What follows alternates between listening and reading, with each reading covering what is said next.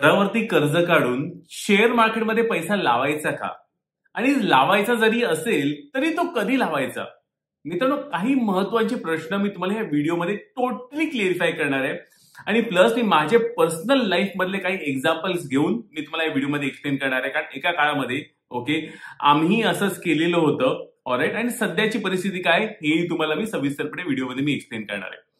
ह्या व्यतिरिक्त इतर बरेचशा लोकांनी काय इंटरेस्टिंगचे कमेंट्स टाकलेले आहेत शेअर मार्केटचे रिलेटेड, पण ते पण आपण व्हिडिओच्या पण सेकंड हाफ मध्ये पण बघून घेऊया. व्हिडिओ मधली इन्फॉर्मेशन जर मित्रांनो तुम्हाला कुठेही आवडत असेल तर लाईक जरूर करा आणि जास्तीत जास्त मराठी माणसांपर्यंत आपला व्हिडिओ शेअर करण्यास माझी मदत करा. व्हिडिओ सुरू करूया. पहिला माझं इंट्रोडक्शन करून घेतो. जय हिंद, जय महाराष्ट्र. मित्रांनो, मी आहे महेश पाटील, शेअर मार्केट मधला एक ट्रेडर आणि इन्व्हेस्टर. जर तुम्हाला शेअर मार्केट माझ्याकडे शिकायचं असेल ते पण टोटली फ्री मध्ये आपल्या व्हिडिओच्या डिस्क्रिप्शन सेक्शन मध्ये हे लिंक दिलेलं आहे. या लिंक मध्ये क्लिक करून तुमचं नाव, मोबाईल नंबर, ईमेल ऍड्रेस या तिन्ही गोष्टी माझ्या व्हॉट्सअप पाठवा. 24 तासाचा वेळ तुम्ही रिप्लाय करतील. ऑफर काय दिली ती पण नीट डिस्क्रिप्शन वाचून घ्या. नंतर या लिंक मध्ये क्लिक करून जॉईन करा. माझ्या ह्या बॅचेस टोटली फ्री आहेत आणि दर 15 दिवसाला सुरू होतात. ऑलराईट. ऑनलाईन वेबिनारचे बॅचेस. ह्याच्या व्यतिरिक्त माझे म्युच्युअल फंडचे पण सेशन्स असतात. इतर काही महत्वाचे पण अपडेट्स मी रेग्युलरली देत असतो तुम्हाला. सो त्यासाठी आपल्या टेलिग्राम चॅनल जरूर जॉईन करून घ्या. टेलिग्राम चॅनलचं लिंक डिस्क्रिप्शन मध्ये दिलेलं आहे. जॉईन करून घ्या. चला व्हिडिओवर सुरुवात करूया. सो मित्रांनो, आजचा व्हिडिओ प्रेरित आहे असाच एक क्वेश्चन आलेला आहे तुमच्यापैकी वन ऑफ द कट्टर फॉलोअर्सचा. तुमची अशी प्रश्न असेल डिफरंट कमेंट सेक्शन मध्ये टाका. सो शिवाई यांनी हा क्वेश्चन विचारलेला आहे. महेश सर, जय महाराष्ट्र. जय महाराष्ट्र. मी आपले व्हिडिओ मागील 5 वर्षातून बघतोय. मी तुमचे बरेच व्हिडिओ बघून technical chart reading, fundamental reading शिकलो आहे. मला आता एक डिसिजन घ्यायला मदत करा. तुम्ही काय वाटतंय, तुम्ही प्रत्येक व्यक्तीने जो हा व्हिडिओ बघतोय तुमचं काय म्हणणं आहे कमेंटला करून. मी तर माझा विचार तर मांडणारच आहे, पण तुमचंही काय म्हणणं आहे, घरावरती कर्ज घेतलं पाहिजे की नाही घेतलं पाहिजे, एक सिंपल शब्दांमध्ये प्लीज कमेंट्समध्ये टाईप करा. कारण हे कमेंट सगळ्यांना फायदेशीर ठरणार आहे. प्रत्येकाचे विचार थोडे वेगळे असू शकतात. सो माझ्याकडे 6,75,000 होम लोन आहे. त्याचा हप्ता 9,000 प्रति महिना आहे. मी हप्ता वाढवण्याचा विचार करत आहे, म्हणजे तो होम लोन ते एक्सटेंड करायचा विचार करत आहे आणि हप्ता वाढवून देऊन मी मार्केटमध्ये इन्व्हेस्ट करू. माझे 6,000ची सिप आहे सध्या आणि 4 लाखाची इक्विटी इन्व्हेस्टमेंट आहे. सो मी हप्ता वाढवण्याचा विचार करत आहे. हप्ता वाढवून देऊ की मार्केटमध्ये इन्व्हेस्ट करू? हप्ता वाढवून घेऊ की मार्केटमध्ये इन्व्हेस्ट करू? हे आपण आता महत्वाचा प्रश्न आपण समजून घेऊया आणि ह्याचा मी थोडासा आपला विषय जरा ब्रॉडर वरती आपण घेऊया. सो सर्वप्रथम मित्रांनो, मी तुम्हाला एक गोष्ट सांगतो. ऑलराईट. हा थंब रूलच आहे. बाय डिफॉल्ट हा थंब रूल आहे. कुठलंही तुम्ही काय पण करा, जे आपलं राहतं घर आहे. बरेच लोक करतात ही चूक. बरेच माझ्या नातेवाईकांमध्ये पण लोकांनी चूक केलेली आहे. आणि आम्ही पण एका टायमाला ही चूक केलेली होती. काय काळ होता? 2006चा माझी स्टोरी सांगतो. 2006चा आमचा काळ होता. त्या मार्केटमध्ये कोविड आलेला होता. कोविड नाही, बर्ड फ्लू आलेला होता. आमचा कोंबडीचा धंदा होता. मार्केटमध्ये बर्ड फ्लू आलेला होता. बर्ड फ्लू मध्ये एका दिवसात कोंबडीचे दर 1 रुपयाला येऊन पडले. 30-40 रुपयाला कोंबडी 1 रुपयाला आली. त्यामुळे बिझनेसमध्ये जो पण रोलिंगचा पैसा होता 20-25 लाख त्या जमान्यामध्ये पूर्ण शून्याला गेला. एका दिवसात शून्याला गेला. कारण धंदा कोविडच तोंडात बसतोय. बर्ड फ्लू कधी आलेला? रविवारी काहीतरी न्यूज आलेली होती सकाळी. आणि रविवारचाच कोंबडीचा सर्वात मेजर धंदा असतो. ऑलराईट. आणि तेव्हा सगळ्या जे पण, आणि आमच्याकडे उधारीचा धंदा, सगळ्यांना जो माल सप्लाय केलेला होता ते सगळ्या माल सप्लाय झालेल्या बिलच आली नाही कोणाची. सगळे खाऊन पिऊन मस्त किंवा लॉसेस लोकांना झाले असतील, त्यामुळे त्यांनी आम्हाला पेमेंट केली नाही. पण आम्हाला समोरच्या शेतकऱ्याची पेमेंट करायची होती. तर आम्ही जे काही गोष्टी साफ करून शेतकऱ्याची पेमेंट केली. पण आता शेवटी तो बर्ड फ्लू गेला. पण वेळ आली की आता बिझनेससाठी कॅपिटल कुठून आणायचं? तर ऑफकोर्स बिझनेससाठी काही ऑप्शन नव्हतं. बिझनेससाठी कॅपिटल मग आम्ही घरावरती एक टर्म लोन घेतलं. ऑलराईट. त्या काळात काहीतरी टोटल एक 5 लाख रुपयाचं टर्म लोन घेतलं आणि ते टर्म लोन घेऊन मग परत बिझनेसची सुरुवात केली. आणि हा पण काय, हा टर्म लोन हे पण लक्षात ठेवा, तुम्ही म्हणाल प्रेरित व्हाल, हा आमचा वडिलांचा जो हा बिझनेस होता मागील 30 वर्षापासून आम्ही करत आहे. सो आम्हाला ह्याच्यामध्ये एक्सपिरियन्स होता. म्हणून हे 5 लाखाची जी आम्ही टर्म लोन बँकेतून घेतलेली होती ती 5 लाखाची आम्ही 100% परत फेड करू. कारण आपली टोटल नेटवर्थ पॉझिटिव्ह होती. ओके, पप्पांची नेटवर्क तर पॉझिटिव्ह होती, बऱ्याच इतरच्या गोष्टी होत्या, पण कॅश फ्लो अडकलेला होता. कॅश फ्लो शून्यावरती ऑलमोस्ट गेलेला होता. सो त्यामुळे आम्ही बँकेतून टर्म लोन घेतला, तो पण कुठल्या धंद्यावरती, जो 30 वर्ष जुना धंदा, त्याची एक्सपिरियन्स आम्हाला कसं काय करायचं, पैसा कसा काय बनवायचा त्याच्यावरती घेतला. ओके, आता हेच मी तुम्हाला दुसरं उदाहरण सांगतो. ओके, माझे जवळचे नातेवाईक आहे, त्यांनी त्यांच्या राहत्या बंगल्यावरती, ओके, राहत्या मस्तपैकी एका छान बंगल्यावरती, ओके, त्यांनी लोन घेतलेलं आहे. ओके, काही लाखांचा, म्हणजे 40-50 लाखाचा काहीतरी लोन घेतलेलं आहे. आणि ते लोन घेऊन त्या पैशाचं त्यांनी काय केलं, एक रिसॉर्ट बनवलं. एक रिसॉर्ट बनवलं मस्तपैकी, स्विमिंग पूल आणि सगळं करून एक मस्तपैकी रिसॉर्ट बनवलं. ते रिसॉर्ट बनवण्यासाठी पैसा टाकला. आणि रिसॉर्ट बनवण्याच्या ह्याच्यामध्ये किती त्यांचा एक्सपिरियन्स? 0. त्यांचं एक्सपिरियन्स 0. आणि जेव्हा रिसॉर्ट बनलं, बरोबर 2020 मध्ये त्यांचं रिसॉर्ट बनवून रेडी झालं, समोर आला कोविड. 1 वर्ष रिसॉर्टचा धंदा बंद. म्हणजे रेडी, जो कॅपिटल त्यांनी बँकेतून कर्ज घेतलेला होता 35-40 लाखाचा, ते पूर्ण ह्याच्यामध्ये रिसॉर्टमध्ये जाम झाला. इन्कम पण येत नाही, समोर 3 महिन्यात बँकेचे हप्ते पण बँकवाले यायला सुरू झाले. आणि ते पण राहत्या घरावरती लोन घेतला. सो मित्रांनो, माझं सजेशन हेच राहील. हा तर हे माझा सिनारिओ सांगितला, हा दुसऱ्या माझ्या फॅमिलीमधल्या एका मेंबरचा सिनारिओ, ह्याचे टोटल आता सध्या प्रॉब्लेम मध्ये आहेत ते सध्या. सो माझं म्हणणं हे सिम्पल आहे मित्रांनो, जर तुम्ही कुठला नवीन धंदा करायचा बघत असाल, तर कृपया करून राहत्या घरावरती लोन घ्यायचा नाही. जर एक्झिस्टिंग धंद्यांमध्ये पैसा लावायचा असेल, तरी पण लास्ट ऑप्शन म्हणून स्वतःच्या राहत्या घरावरती लोन घ्यायचा विचार करा. नाहीतर माझं सजेशन आहे, राहत्या घरावरती लोन घेऊच नका. आता इन दिस केस ह्यांचा जो सिनारिओ आहे, ह्यांचा जो क्वेश्चन आलेला आहे शिवाई ह्यांचा, तर त्याने आता म्हणतात की त्यांचं जे होम लोन सध्या चालू आहे, त्याचा हप्ता वाढवू, 9,000 सध्या त्यांचा हप्ता आहे, तो वाढवू का? मे बी 12-13 अमाऊंट सांगितलं नाही, वाढवू का? आणि की शेअर मार्केटमध्ये शिफ्ट करू? आता ह्याच्यावरचं मी इंटरेस्टिंग गोष्ट मी तुम्हाला सांगतो. 4 लाखाचा त्यांचा पोर्टफोलिओ आहे ओव्हरऑल. ओके, आणि शेअर मार्केटचा पोर्टफोलिओ आहे असं त्यांचं म्हणतात. 4 लाख शेअर मार्केटचा पोर्टफोलिओ आहे, राईट? हो, येस. आणि एक 6,000ची सिप सध्या चालू आहे. ऑलराईट, ऑलरेडी मार्केटमध्ये 6,000ची सिप पण चालू आहे, ती एक इन्व्हेस्टमेंट चालू आहे. ओके, शेअर मार्केटमध्ये आणि म्युच्युअल फंडमध्ये लक्षात ठेवा, राईट? शेअर मार्केट आणि म्युच्युअल फंड दोन्ही इक्विटी मार्केट्स, म्हणजे म्युच्युअल फंड अज्युम करतो इक्विटी मार्केटच्या स्कीम्स आहेत, आणि शेअर मार्केट ऑफकोर्स आपली इक्विटी मार्केटच आहे. हे दोन्ही पण गोष्टी आहे ना, ह्याच्यामध्ये फक्त रिस्क कॅपिटल गेला पाहिजे. रिस्क कॅपिटल म्हणजे काय? ज्याच्यामुळे आपल्या लाईफस्टाईल वरती काय फरक नाही पडणार आहे. आणि हा रिस्क कॅपिटल कधी आपण अग्रेसिव्हली वाढू शकतो माहितीये का? जेव्हा आपल्या डोक्यावरती काही कर्ज नसेल, जेव्हा आपल्या डोक्यावरती काही टेन्शन नसेल, जेव्हा आपल्याला ईएमआय दररोज जाईल की नाही जाईल ह्याचा आपल्याला विचार करायची गरजच लागत नाही, तेव्हा तो रिस्क कॅपिटल आपण अग्रेसिव्हली वाढू शकतो. आता माय केस मध्ये पण मार्केटमध्ये मी थोडा कन्झर्वेटिव्ह आहे पैसे डिप्लॉयमेंटच्या हिशोबाने, पण तरी पण मेजरली माझा अकाउंट शेअर मार्केटमध्ये, माझी सेव्हिंग्ज जी पण आहे माझी मेजर, मी म्हणेन ऑलमोस्ट 50 ते 60%, ऍक्च्युअली जी डेट एफडीज मध्ये ती पण शेअर मार्केटसाठीच ठेवलेली आहे. तर आपण म्हणू शकतो पूर्ण 100% ऑलमोस्ट माझी शेअर मार्केटमध्ये माझी सेव्हिंग लागलेली आहे. रिस्क कॅपिटल का? कारण माझ्या डोक्यावरती काय घराचं कुठलंही कर्ज नाहीये. माझं बँगलोरचं घर, माझं सध्या गोव्याचं जे सुरू करतोय बांधायचं घर, सध्या मी जे राहतोय ते घर, हे तर सध्या हे तर भाड्याचं घर आहे. इकडे मी माझं मोठं जरा घर घेतलेलं आहे. पण आमची ही जी पण तिन्ही घर आहेत, 1 रुपयाचाही लोन आम्ही त्या कोविड बर्ड फ्लूच्या नंतर, म्हणजे वाटतं मी 2000 जवळजवळ एक 8-9 मध्ये किंवा 8 मध्ये अप्रॉक्सिमेटली कर्ज बंद करून टाकलं टोटल. बिझनेसमधनं चांगला पैसा आला, थोडे इकडे जमून ते लोन पूर्ण फेटून टाकलं आणि एकदम डोक्यावरची घराचे पेपर बँकेतून आणून ठेवले. घरातली लक्ष्मी घरात असलेली बरी, ते म्हणजे आपली घराचे पेपर. सो त्यामुळे माझं त्याच्यानंतर एक डिसिजन घेतलाय की एकतर माझा त्यामुळे तो माझा काय म्हणतात क्रेडिट कार्डसाठी पण प्रॉब्लेम झालेले होते, त्यामुळे माझा एनिवे स्कोर खराब आहे, मला कोण क्रेडिट कार्ड पण देत नाही.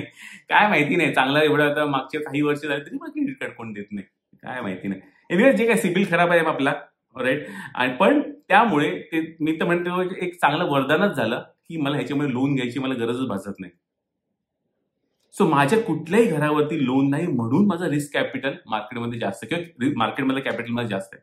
सो सेम थिंग शिवायजी, तुमचं नाव माहिती आहे पण शिवायजी मी नाव ठेवलेलं आहे, राईट.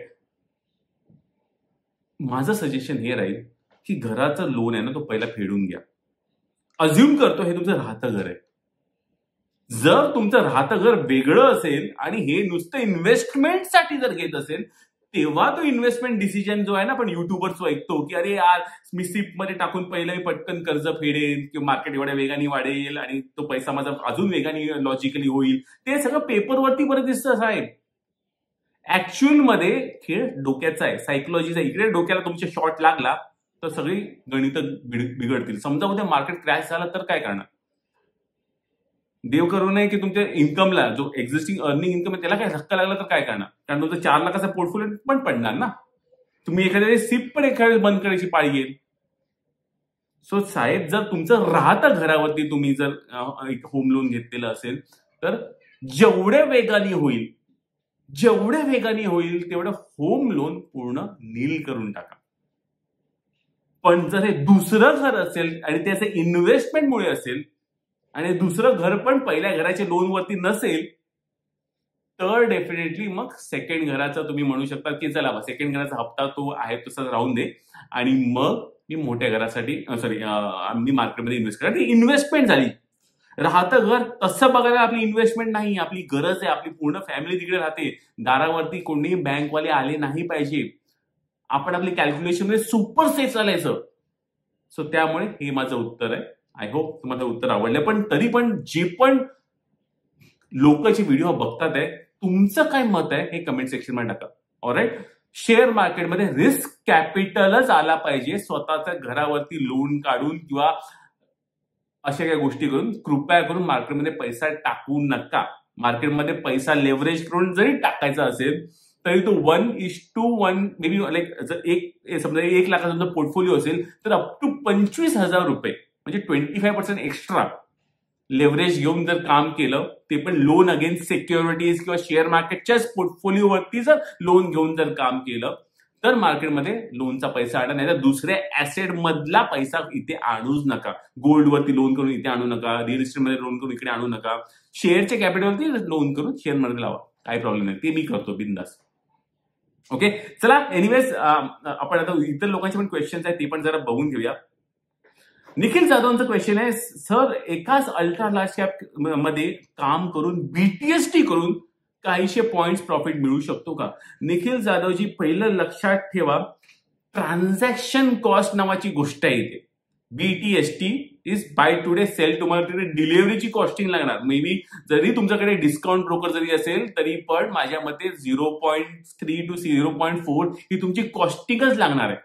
म्हणजे कमीत कमी बीटीएसटी मध्ये 1% पेक्षा जास्त चालला तर 50% तुम्ही कॉस्टिंग मध्ये काढा, 50% इकडे. एक जमान्यामध्ये बीटीएसटी भरपूर करायचो, म्हणजे 2013-14ची गोष्ट आहे, तेव्हा मला बीटीएसटी आवडायचं. पण ऍज ऑफ नाव माझं स्ट्रिक्टली सजेशन, इव्हन तुमच्या डोक्यामध्ये मार्जिन ट्रेडिंग फंडिंग जरी काम करायचं असेल बीटीएसटी तरी पण माझं सजेशन राहील की स्कॅल्पिंगच्या हिशोबाने बीटीएसटी करूच नका. स्विंग ट्रेडिंग 10 ते 20% प्रॉफिटच्या हिशोबाने करा, नाहीतर ही स्ट्रॅटेजी लॉंग टर्म साठी धोकादायक आहे. कारण एक दिवस पुरे आहे तुमचं पूर्ण कॅपिटल खायला. ओके, नेक्स्ट क्वेश्चन आहे विघ्नेश रेगेजींचा. Great strategy. How many stocks can we buy with this strategy when market will go again to its life time high? Can we continue? So हा क्वेश्चन आलेला आहे आपल्या पतपेढी स्ट्रॅटेजीवरचा. पतपेढी स्ट्रॅटेजीचा व्हिडिओ जर तुम्ही बघितला नसेल तर काल मी इकडे टाकलेला होता, तर हा व्हिडिओ डेफिनेटली तुम्ही बघून घ्या. खूपच महत्वाची स्ट्रॅटेजी आहे. खूपच कमी लोकांनी हा व्हिडिओ बघितला, म्हणतो तो व्हिडिओ डेफिनेटली बघा. किती स्टॉक्सला काही लिमिट नाहीये. जोपर्यंत तो स्टॉक मला जर डिव्हिडंड देतोय, जोपर्यंत तो स्टॉक मी प्रत्येक ट्रिगर पॉइंटला जर बाय करतोय. आज पण मी पतपेढी शेअरमध्ये पतपेढीमध्ये चांगला एक स्टॉक घेतलेला आहे. ओके, सो त्यामुळे दररोज काही ना काही मार्केटमध्ये बाईंग तर असणार आहे. सो नंबर ऑफ स्टॉक्स काही फरक पडत नाही, कारण सगळे स्टॉक्स जर मला डिव्हिडंड देणार आहे तर काही प्रॉब्लेम नाहीये मला. आणि सगळ्या स्टॉक्सचे पॅरामीटर ऑलमोस्ट सिमिलरच आहेत. म्हणजे सेल्स 10% वरती असले पाहिजे, प्रॉफिट 10% वरती असली पाहिजे, आरओई जरा चांगला असला पाहिजे, डिव्हिडंड देणारा स्टॉक असेल, नो प्रॉब्लेम. बिंदास नंबर ऑफ स्टॉकची काही घेणार नाही. आणि मार्केट वर जरी गेलं मित्रांनो, प्रत्येक मार्केटमध्ये up market, down market, life time high, life time low, कुठला ना कुठला स्टॉक तरी तुम्हाला एक चांगल्या ट्रिगर बाय लेवलला मिळणार, डिप बाय किंवा ब्रेकआउट मिळणार. हे तुम्हाला मी गॅरंटीने सांगतो, कारण कसं आहे, मार्केटमध्ये एवढी 20 वर्ष काढलेली आहेत, दररोज काही ना काही दिसतं मार्केटमध्ये. ओके, नेक्स्ट क्वेश्चन आलेला आहे, तो आहे विशाल जाधवचा. सर, डिव्हिडंड देणारी कंपनी दरवर्षी डिव्हिडंड सेम देते का बदल होतो? विशालजी, भारतामध्ये मे बी 2000 स्टॉक्सची मी जी अनालिसिस केलेली आहे त्याच्यामध्ये मुश्किलने 50 ते 60 कंपनीज असतील जे रेग्युलरली डिव्हिडंड वाढवत चाललेले आहेत. ओके, मागचे 5-6 वर्षाचा डेटा आणि मागच्या 3 वर्षाचा डेटा बघितला तर अजून जरा जास्त नंबर ऑफ कंपनीज आहेत जे रेग्युलर डिव्हिडंड वाढवतात. सो कंपनीचा डिव्हिडंड वर जाऊ शकतो, खाली जाऊ शकतो, कॉन्स्टंट राहू शकतो, डिपेंडिंग कंपनीचा प्रॉफिट्स काय आणि कंपनीच्या प्रमोटरला किंवा कंपनीच्या जे बोर्ड ऑफ डिरेक्टर्सला काय वाटते कंपनीची कॅश ठेवली पाहिजे की डिस्ट्रीब्यूट केली पाहिजे, हे बऱ्याचशा गोष्टींवरती डिपेंडेंट असतं. ओके, ते आपल्या हातात नसतं. आणि पण आयडियली स्टॉकचे प्रॉफिट्स आणि सेल्स जर वर जात असेल आणि प्रिव्हियस ट्रॅक रेकॉर्ड जर दाखवत आहे की डिव्हिडंड पे आउट रेशिओ त्यांचा एक कॉन्स्टंट असतो काही ना काही, तर डेफिनेटली आयडियली ते कंपनीज रेग्युलरली हायर डिव्हिडंड देण्याचा प्रयत्न करतात. सो डिव्हिडंड उत्तर तुमचं अप अँड डाऊन साइडवेज काही असू शकतो, काय सांगता येत नाही. नो गॅरंटी डिव्हिडंड इन्कमची. सनी मंडारे म्हणतात, सर एसडब्ल्यूपी बद्दल सर बोला, लमसम अमाऊंट इन्व्हेस्टेड चांगला आहे का? माझी परत जस्ट एन अपडेट, आता टेलिग्राम चॅनल नक्की जॉईन करून घ्या. म्युच्युअल फंडचा माझा येणारा मुंबईमध्ये एक सेशन 2 मार्चला येतोय. ओके, क्लायंट्स ओनली सेशन आहे. इंटरेस्टेड असाल टेलिग्राममध्ये जॉईन करून तुम्ही मुंबईच्या सेशनला तुम्ही जॉईन करू शकता. ओके,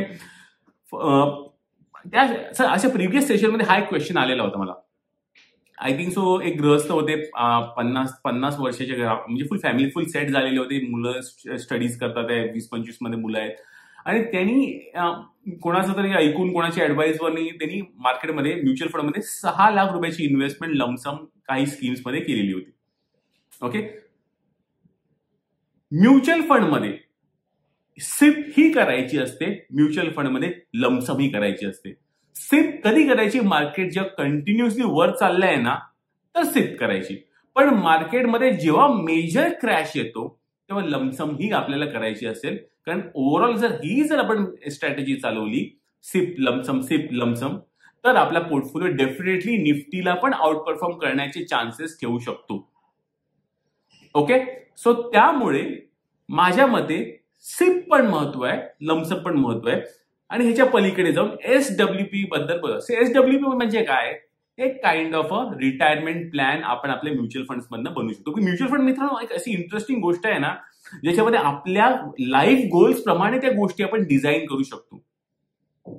ओके, मला एक अमाऊंट पाहिजे आहे का एकदम भली भक्कम जमा करून, किंवा मला एक अमाऊंट बनवून ठेवायची आहे, त्यातून मला एक रेग्युलर एका रिटायरमेंट किंवा एका ठराविक वर्षानंतर मला पेन्शन भेटावी.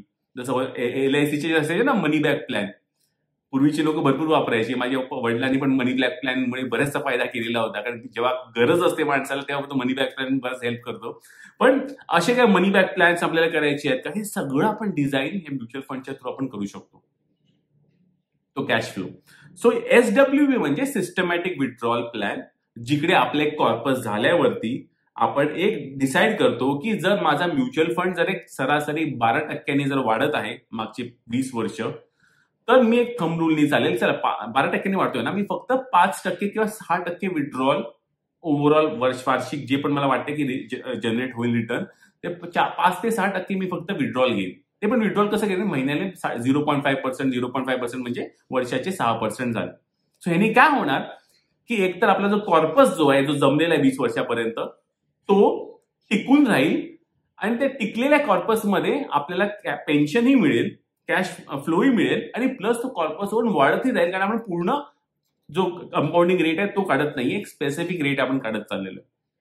सो अशा प्रकारे SWPचा यूज करू शकतो. पण SWPची सुरुवात आता सध्या करायची नाही, पैसा टाकला लमसम आणि बरेचसे लोक ते मार्केटिंगमध्ये तुम्हाला फसवतात. काही काही लोक किंवा एकदम 10 लाख रुपये टाका आणि तुम्ही SW, तीच एक स्ट्रॅटेजी आहे मार्केटिंग, चुकीचे सेलिंग टॅक्टिक्स आणि असतात. सो पण कृपया करून लमसम सध्या जर टाकलेला असेल तर माझं सजेशन हे आहे, त्या लमसमला वाढू द्या, त्यामध्ये सिप पण करा ऍडिशनली, आणि नंतर एक रिटायरमेंटच्या वेळी SWPचा विचार करा. सध्या करू नका, पैसे वाढवून दे राव, कशाला काढायचा मार्केटमधून पैसा. नेक्स्ट क्वेश्चन आहे चैतुनीलचा. सर, ही स्ट्रॅटेजी जर डेली ETF मध्ये केली तर चालेल, म्हणजे पतपेढी स्ट्रॅटेजी म्हणतात आहे. ओके, जर मी एक सुपर सेफ इन्व्हेस्टर आहे आणि मला जर एक डिव्हर्सिफिकेशन पाहिजे असेल तर ऑफकोर्स वाय नॉट, ETF मध्ये करा किंवा स्टॉक्स मध्ये करा, ते तुमच्यावरती चॉईस आहे, नो प्रॉब्लेम. ओके, कारण महत्वाचं त्या पतपेढी स्ट्रॅटेजीचं काय अंडरलाईन महत्वाचं की रेग्युलरली मार्केटमध्ये आपल्याला सिप टाकायचे, डेली मार्केटमध्ये सिप टाकायचे, जेणेकरून एक चांगली आपल्याला एक सवय लागेल आणि तो ग्राफ जो वर चाललेला आहे तो बघण्याची मजा एक वेगळीच आहे. ओके, नेक्स्ट क्वेश्चन आहे ज्ञानेश्वरजींचा. ज्ञानेश्वरजी म्हणतात आहे की सर, मी ऐकलं आहे 20,000चा फंड पासून 1 कोटी झालेले आहेत एका वर्षात. 1 वर्षात? माहित असा कुठला फंड नाहीये. 20,000चे 1 कोटी कसे होणार? हे शक्य आहे का? मला तर माहिती नाही बाबा, मी कधी ऐकलं नाही कुठला फंड आहे, मला तर माहिती नाही जो 20,000चे 1 कोटी केले. सो नाही, हे शक्य नाहीये. ओके, काहीतरी तुमचं अभ्यासात थोडंसं काहीतरी एरर असेल, सो प्लीज जरा परत एकदा चेक करून घ्या, किंवा कुठलं लिंक तुमच्याकडे असेल, जसं कोण सांगत असेल, असं कुठलं आर्टिकल असेल तर कमेंट्समध्ये परत टाका. ओके, सो याची शक्यता नाहीये 20,000चे 1 कोटी रुपये करायची म्युच्युअल फंड मधनं किंवा इव्हन शेअर मार्केट आणि ऑप्शन मधनं, पण शक्यता ऑलमोस्ट 99.99% नाहीये. ओके, नेक्स्ट क्वेश्चन आहे नितीनजींचा. नितीनजींचा क्वेश्चन आहे, सर मला सध्या 2 लाख रुपयाची इन्व्हेस्ट करू शकतो, पण 2 लाख रुपये इन्व्हेस्ट करू शकतात, पण सध्या मार्केटमध्ये मी इन्व्हेस्ट करू शकतो का करंट मार्केट पोझिशनमध्ये, आणि ती कशा प्रकारे डिव्हर्सिफाईड केली पाहिजे, प्लीज सजेस्ट करा. ओके, एक म्हण आहे शेअर मार्केटमध्ये, बेस्ट टाइम टू इन्व्हेस्ट काय? टुडे, आज. आणि बेस्ट टाइम टू सेल काय? नेव्हर. जर ह्या म्हणीप्रमाणे जर तुम्ही चालला की बेस्ट टाइम कधी इन्व्हेस्ट करायचा आज आहे आणि बेस्ट टाइम कधी सेल करायचा आहे कधीच नाही, तर तुम्ही करोडपती बनणार. कारण तुमचा पैसाच तुम्ही मार्केटमध्ये एवढा होतणार, तुमची इन्व्हेस्टमेंटच मे बी करोडच्या वरती असणार आहे. मग त्याच्यावरती पोर्टफोलिओ देवाच्या कृपानी आणि देवीच्या कृपेनी आणि मार्केटच्या कृपेनी जे चालेल ती पुढची गोष्ट आहे. ओके, पण ह्याच्यामध्ये मी मनी मॅनेजमेंट जरा तुम्हाला सांगतो. जर ही जी रक्कम तुम्ही 2 लाख जी म्हणतात ही 1 शॉट रक्कम असेल तर इन दॅट केस मी ती 1 शॉट रक्कम मार्केटमध्ये नाही लावणार. ती रक्कम मी FD मध्ये ठेवून 2 लाख रुपयाची FD बनवणार. ओके, आजच व्याजदर पण जरा कमी झालेला आहे 0.25%. एनिवेज तो दुसऱ्या व्हिडिओमध्ये डिस्कस करूया. पण FD मध्ये टाकणार, मंथली इंटरेस्ट पे आउट घेणार आणि मंथली पे आउटचा पैसा मी मार्केटमध्ये टाकत राहील. म्हणजे माझा मुद्दल पण सेफ आणि जो इंटरेस्ट मला 7 to 8% जो इंटरेस्ट जो येतोय तो मार्केटमध्ये इन्व्हेस्टेड आहे, टेन्शन नाही. ओके, सो 1 शॉट पेमेंट मार्केटमध्ये कुठल्याही लेवलवरती डायरेक्ट लावू नका. विंडफॉल गेन्स त्याला म्हणतात. जर 1 शॉट म्हणून तरी आलेला आहे पैसा तो तसं करू नका. इन्स्टेड तोडून एक सिस्टमॅटिक ट्रान्सफर प्लॅन ह्याला म्हणतात, तो क्रिएट करून मार्केटमध्ये लावण्याचा प्रयत्न करा. डिव्हर्सिफिकेशन कशी असली पाहिजे? डिव्हर्सिफिकेशन मेनली ह्याच्यामध्ये तुम्हाला आयडियली तसं बघायला गेलं तर रूल असं डिव्हर्सिफिकेशनचा, जो पण तुमची स्ट्रॅटेजी युनिफॉर्म आहे ना, इनपुट पॅरामीटर्स तुमचे प्रत्येक स्टॉक सिलेक्शनचे युनिफॉर्म आहेत ना, तर तुम्हाला तसं काय मार्केटमध्ये काय म्हणतात बघायची कशी गरज नाहीये की बाबा 1000 स्टॉक्समध्ये लावा, काय फरक नाही पडत. ओके, पण इनपुट पॅरामीटर तुमची स्ट्रॅटेजी सेम असली पाहिजे, जे बऱ्याचदा डिस्कस केलेली आहे. नेक्स्ट क्वेश्चन आहे विशालनी क्वेश्चन नाही केलाय पण कमेंट केलेलं आहे. अगदी बरोबर सर, या ओव्हरसोल्ड आउट मार्केटमध्ये जास्त सेफ विचार करत राहिलो तर मोठी ऑपॉर्च्युनिटी मिस होईल. जस्ट मी आता विशालजी जे डिस्कस केलंय तेच मी सांगतोय. मी पण हे असंच विचार करायचो पूर्वी, त्यामुळे मी माझ्याकडे 100 कोटी पण झाले नाहीये की अरे यार हे मार्केटमध्ये डेंजर लेवल आहे, हे मार्केटमध्ये डेंजर लेवल आहे. निफ्टीला मी 900 पासून बघत 26,000 पर्यंत बघितलेलं आहे.